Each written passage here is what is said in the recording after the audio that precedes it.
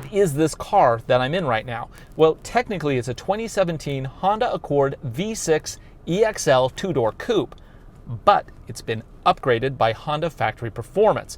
And yes, this is an upgrade that you can get from the dealer. This is something you can buy off the showroom floor. You just have to specify. That means that this is a high-performance Honda Accord. And not just any performance Accord. This is the Sporty Coupe Edition. Honestly, I don't think Honda gets much sportier than this in their mainstream offerings. So let's check it out and see how it all comes together. First off, the interior. It looks like a Honda, but it's all black on black, and it's really quite cool.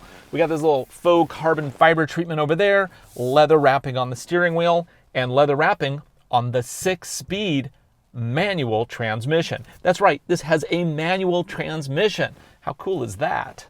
Okay, let's go ahead and turn it on. Push button.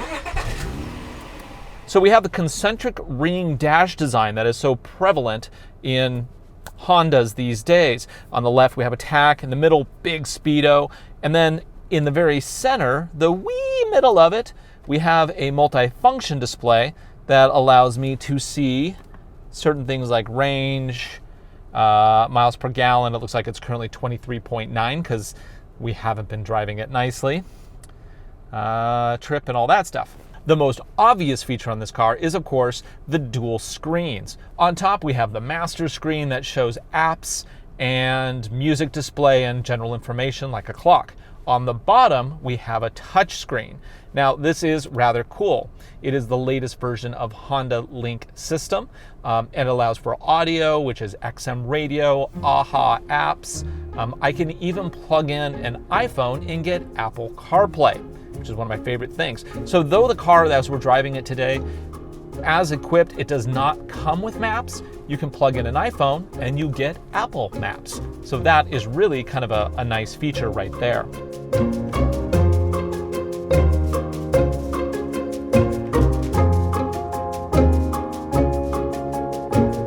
Now you will notice that the stereo does not in fact have a physical volume knob. It's everything is touchscreen here, so you may love or hate that.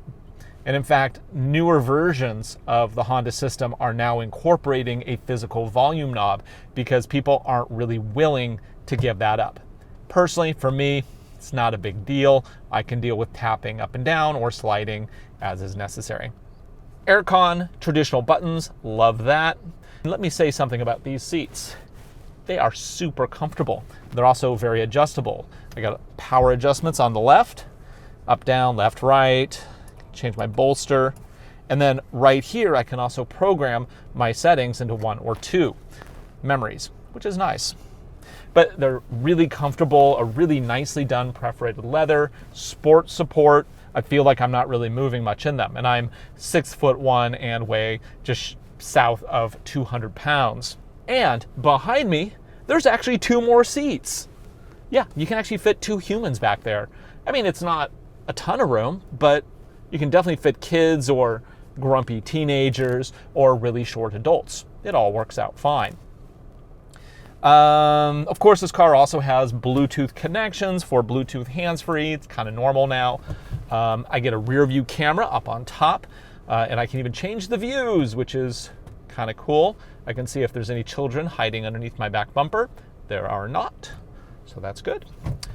The shifter feels really good. Now, you might not think first and foremost Honda when you think of manual shifters, but let me remind you, S2000, that car had an amazing shifter. So clearly, Honda can build shifters. This is a nice one.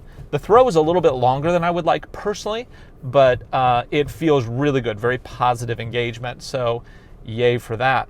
Under the hood is, of course, the marquee feature of this vehicle. It is a 278 horsepower, 3.5 liter V6. Basically, it's one of Honda's best engines, and because of that, they put it into everything.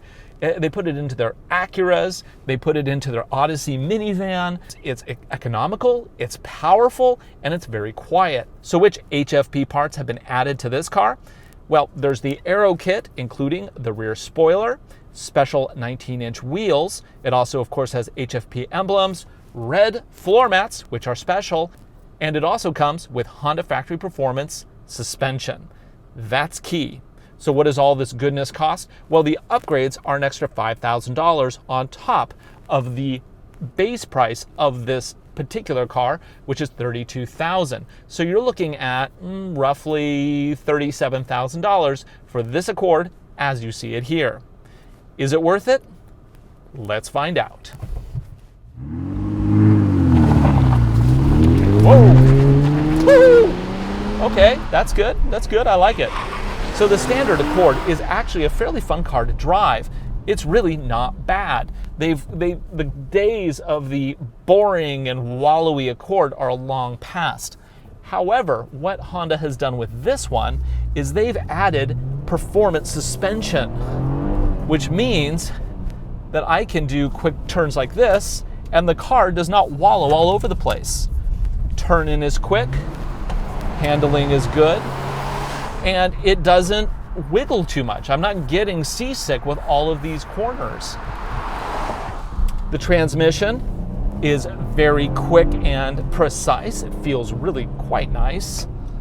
And oh, when I turn my right signal on, I get a camera right there, which is so cool. It shows me my blind spot, so I don't have to worry about running into anything when I'm not really paying attention. Pay attention always while driving.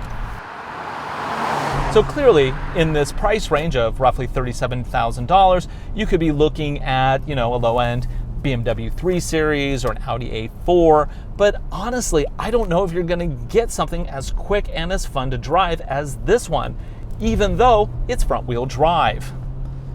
But that depends on your personality and what you are looking for in a car. So that's my first look at the 2017 Honda Accord with the V6 and the Honda Factory Performance upgrades.